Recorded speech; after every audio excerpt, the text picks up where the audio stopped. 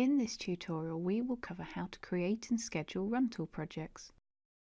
To begin, open DataSync and go to Tools, Open in Runtool. Let's now add projects to the Runtool. Go to File, Import and select the files to add. To check that these all run as they should, click Run in the shortcut menu. Once these have run, we can click into the Log tab to view that each of the projects run. As all the projects ran, we can now schedule this Runtool project. First, save the project by going to File, Save, and then go to Tools and choose Create Scheduled Task. Choose the schedule parameters and click OK. You will need to enter your account password to enable the schedule. You can now view the scheduled task in Windows Task Scheduler, where we can also edit the schedule with more detailed parameters. Double-click on your task and then choose the Triggers tab.